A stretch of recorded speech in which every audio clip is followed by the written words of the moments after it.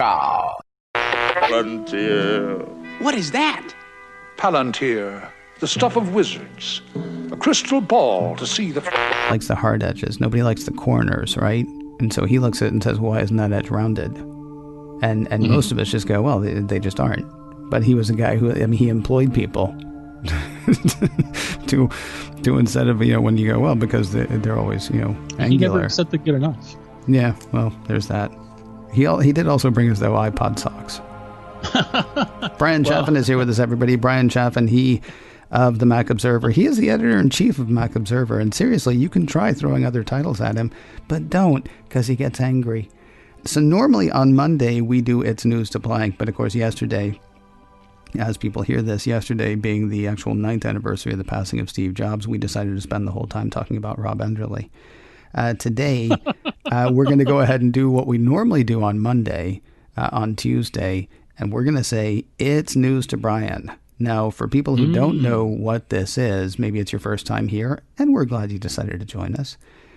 Basically, this is the part of the show or the day of the week that I sort of turn the topics over to the other person who's here because, well, I don't know what's interesting to Bryan, honestly. I mean, we can both talk about Apple stuff, but I like to... Either there's an Apple story that maybe Bryan's following that's sort of like under my radar, or I haven't figured out why anybody should care about that yet. Maybe it's another thing in technology. I know there's a ton of stuff that I don't know, and I like to learn. So I turn to Bryan Chaffin and I say, It's News to Bryan, and Bryan says, it's... Palantir. I don't know what that is.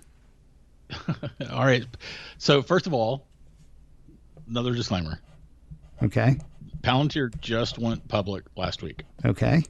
They did what's called a direct offering. I'll tell you about what they are in a second. They did what's called a direct offering, where basically existing shareholders, i.e. investors, were allowed to put their shares directly on the market.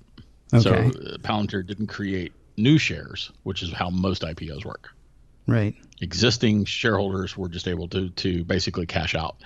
And the market set the price. Okay. So it's interesting. And I did buy a small stake in Palantir when they went public. That's not why I'm talking about them.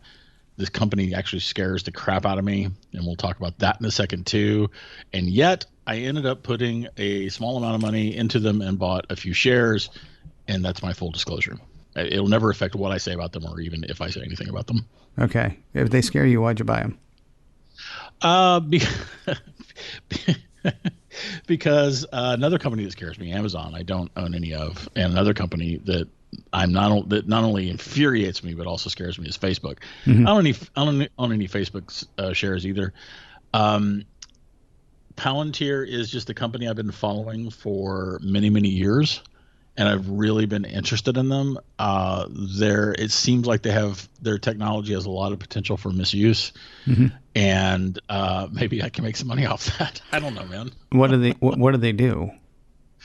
So they make software that will go through my data.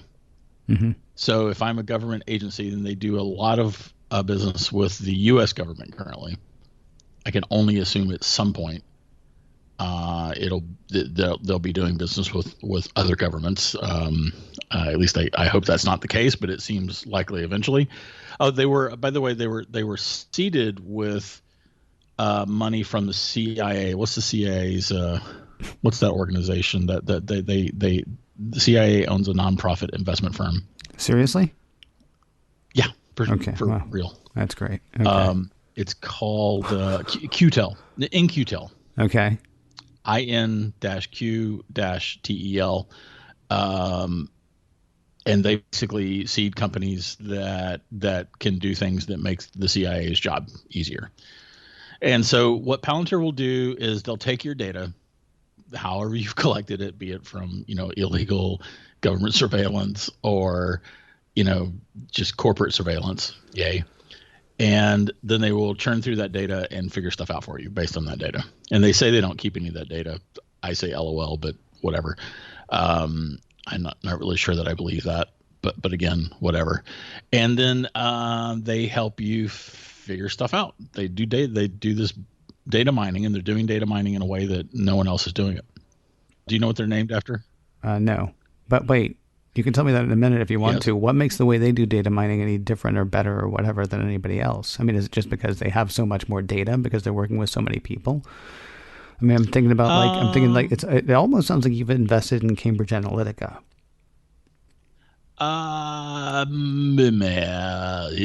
Boy, yeah, I know, right? I'm sorry, I don't mean to bring you down, but yeah.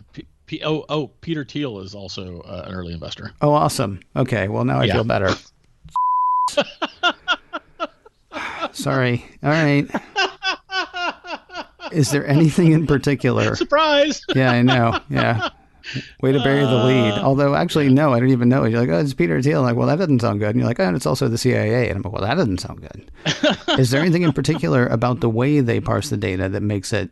I mean, yes. Okay, I don't know what that way is because they're very secretive about what they do. Are you kidding me? No. All right. They have three. They have three different platforms. There's Palantir Gotham. Okay. Which was apparently originally named Palantir Government, and I'm quoting from Wikipedia here: integrates structured and unstructured data, provides search and discovery capabilities, knowledge management, and secure collaboration. Okay. Then there's Palantir Metropolis. Mm-hmm. Do you see Gotham Metropolis? See what they did there? Yeah, I do. Yeah, they're big fans of DC. Yeah. They see the formula. Because they work with DC. Do they actually work with DC? Well, no. I mean, Washington D.C. They work with the District of Columbia, so maybe they're naming them after cities in the DC universe because they're working with DC, or maybe they're just Superman and Batman fans. I don't know. LOL.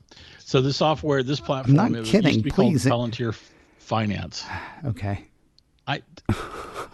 I heard your joke. I just didn't laugh. Well, no, I understand. No, you made a point of not laughing. Here's the thing, nerd. I know what they're actually named after. I just haven't said yet. So don't act like it's weird that they would name. Go ahead. I'm sorry. The software connects to.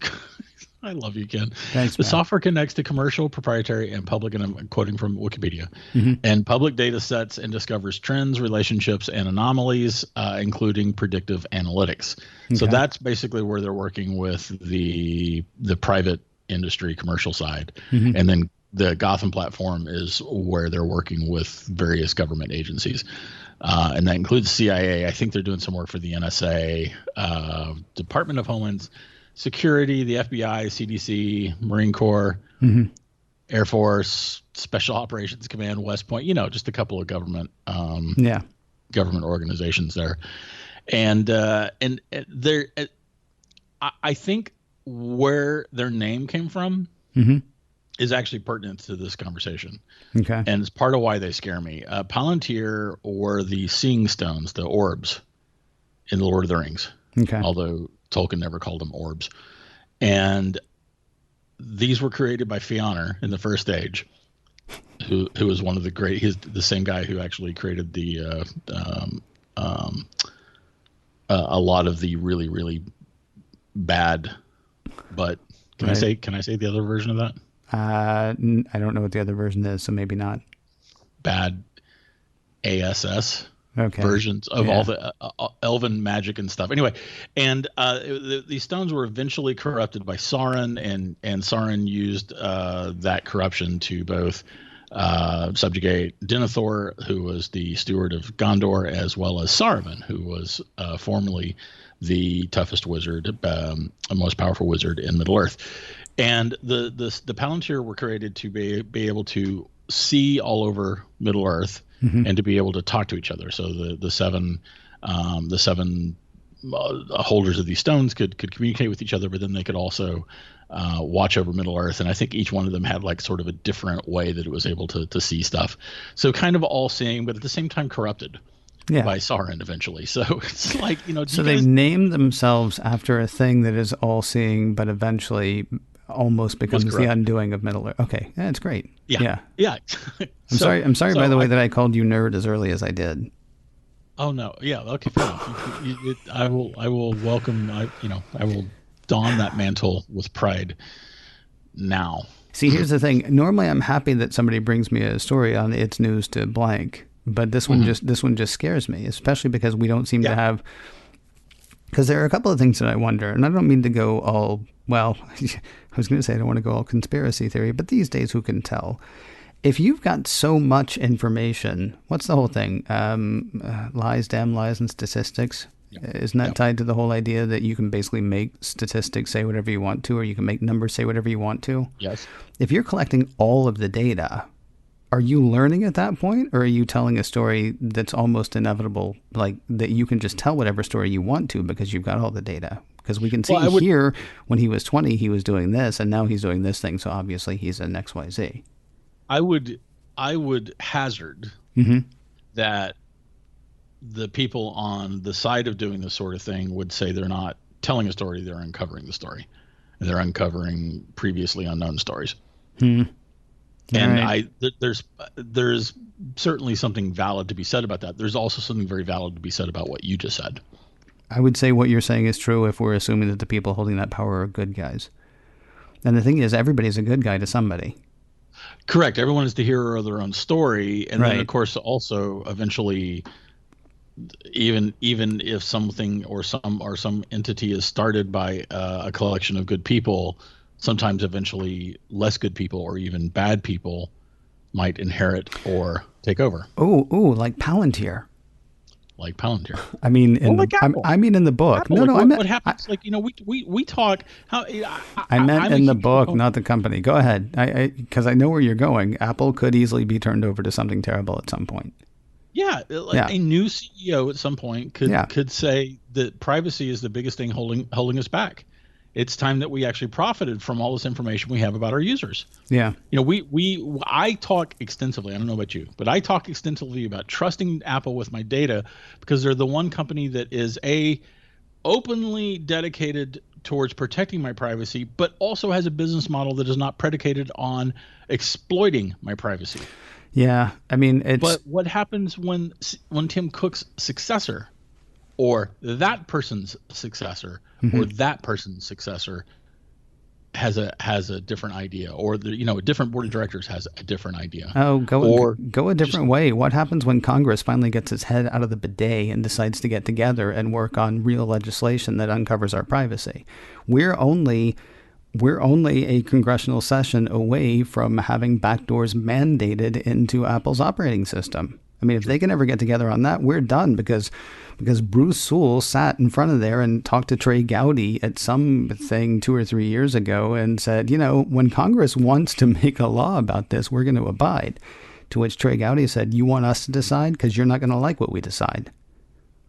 This is Apple in China saying, I'm going to go ahead and remove this RSS reader because the government there is saying so. The day our government says there needs to be a backdoor, and I don't mean the FBI says, please, can I have one? I mean, the day Congress enacts a law and the president signs it, I'm glad you enjoyed Apple's privacy stance because it's gone. They may stand there and say, gosh, I wish we still did this, but they're also going to say the law is the law and we got to follow that. I am looking forward to the Palantir app on that phone, though, because it'll tell me probably where I left my keys.